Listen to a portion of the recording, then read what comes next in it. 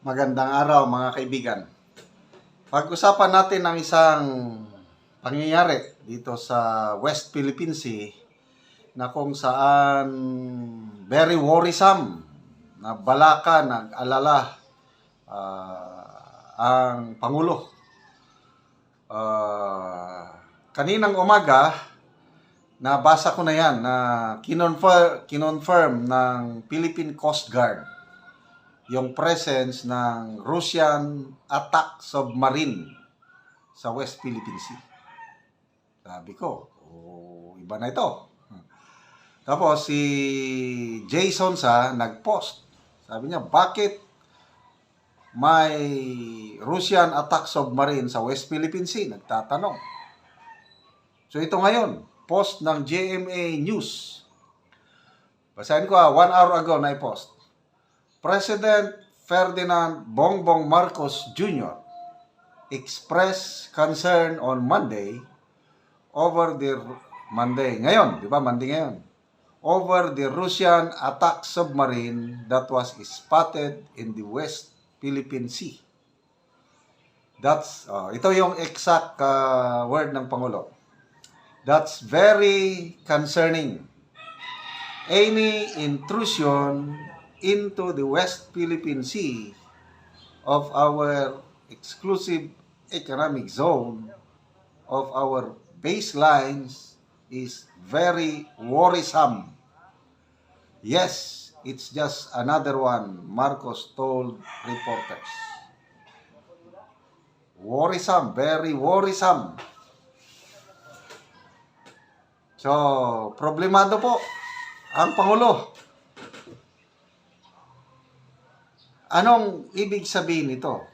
I think this is the first time na may report na Russian attack submarines. Submarine, West Philippine Sea. Nasanay na tayo sa mga Chinese Coast Guard. Nasanay na tayo sa militia, Chinese militia. Nasanay na tayo sa banggaan ng mga resupply boats natin at yung Chinese Coast Guard. Ngayon, humupa na yung tension. Wala na, tahimik na yung BRP Sierra Madre. Nung una, di ba, giriya na to a point na yung daliri ng ating sundalo natanggal. Ngayon, ang balita is parang naibalik na daw. I don't know kung paano na ibalik, artificial ba. Basta buo na ulit ang fingers ng ating magiting na sundalo.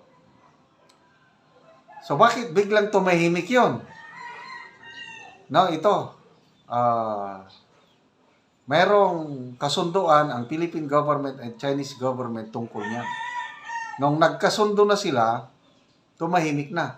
Hindi na nangaharas yung Chinese Coast Guard. So, ano kaya yung kasunduan na yun? Hindi nila dinitalye, hindi nila sinapubliko. Hindi kaya pumayag na ang Marcos government yung status ko noon na sinasabi ni PRRD. Kasi panahon ni PRRD, walang masyadong gulo kasi pumayag siya status quo kung ano yung napagkasundo na, kung ano na yung dating ginagawa, yun na yun. Ibig sabihin, panahon pa ng Pinoy administration, si Defense Secretary Gasmin mismo nagsabi na ang usapan nila noon is basta huwag magdala ng mga construction materials para i-repair yung BRP Sierra Madre. Okay, resupply, food, water, okay lang. Yun. So, yun ang sinunod ni PRRD. Pagdating ng Marcos administration, nagtapang-tapangan. Yun palaging binabangga, palaging water cannon, palaging yung laser. Hanggang nagkagirian na. Then, nung hindi na nakayanan, yun. Pumayag sa isang kasunduan na sikreto, hindi natin alam. Yun, tahimik na. Wala na tayong problema sa BRP Sierra Madre, ayungin sure. So, ngayon na naman, Ako rin, nagtaka ako eh. Bakit? Anong ginagawa ng Russian attack submarine? Delikado yan, submarine, attack pa. Baka may mamaya, mayroong daladalang nuclear warheads yung ano. So ano tingin nyo, mga kaibigan? For the first time, lumapit na yung Russian attack submarine. Okay, so maalala nyo ito, aking evaluation, analysis.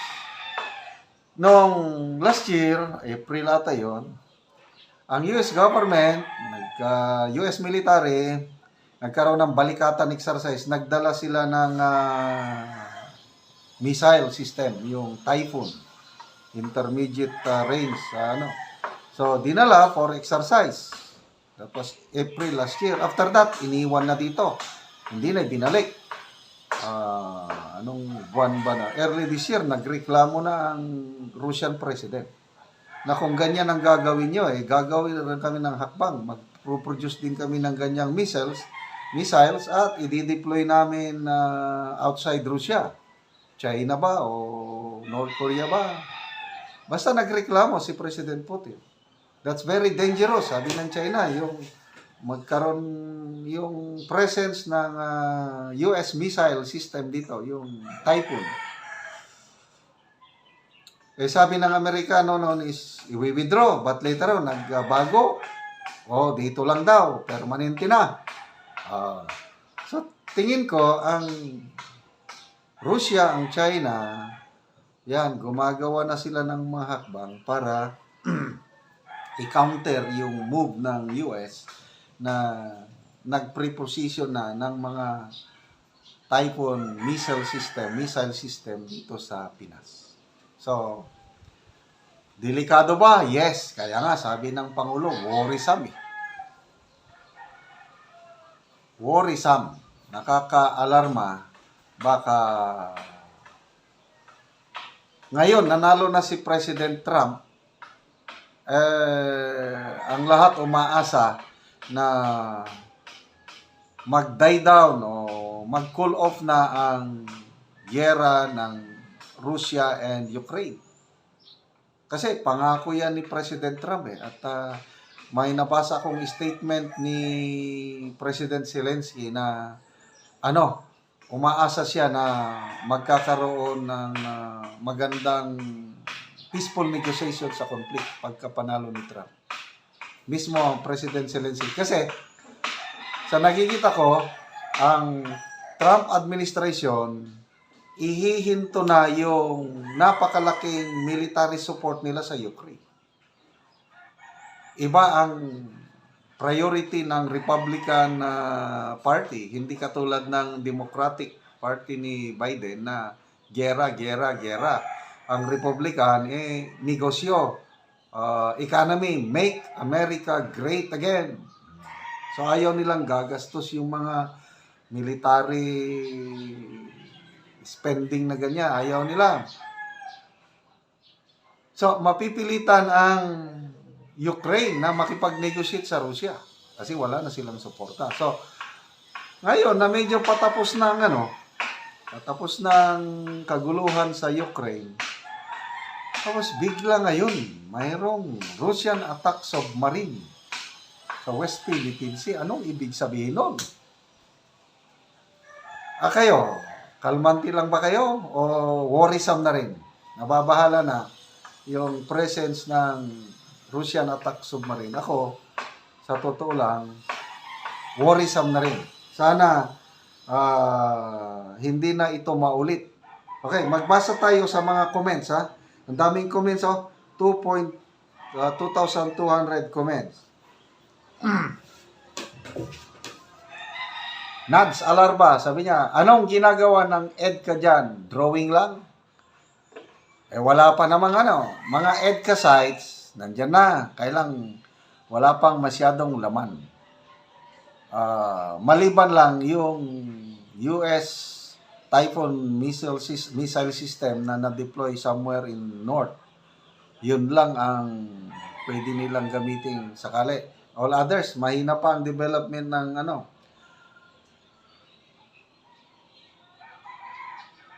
Rodel Menda.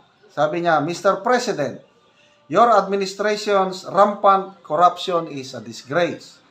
The failure to deliver on infrastructure promises is a betrayal of people's trust. Joseph Salgado, sabi niya, they are planning to invade the Philippines. Yun na, yung nakakatakot. Sabi naman ni Jason Tan, they're here because Philippines is allied of USA. Remember, Japan hit Philippines hard because USA occupied the Philippines. Submarine usually not detected, but they make it able to detect is the real question here.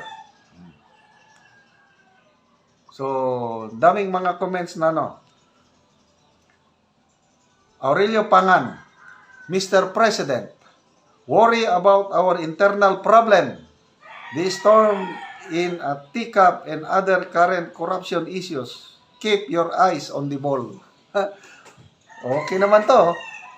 Dapat pagtuunan mo pansin itong kaguluhan sa politika, problema sa bansa, inflation and everything. Huwag kang masyadong mag-worry sa attack submarine. Raymond John Boyan. Though I think they are allowed to do that as long as they don't do anything that could harm the surroundings or civilians. Serimar, sabi niya, we have no beef against the Russians. Wala tayong away daw. However, America has placed Typhoon, ito na yung missile. Placed Typhoon missile batteries in northern Luzon. So that is the cause for alarm. Yung sinasabi ko kanina. Si Fortuno Cesar, if I remember right, during the state visit of Duterte, he was honored by the Russians upon arrival, and the military band played Ikaw, favorite song of Duterte. Okay, so sana hindi na ito maulit o sana hindi magresulta ito sa nakaka-worrisome na pangyari. Sana makatulog ng mahimbing ang presidente kasi worrisome, baka magkasakit siya.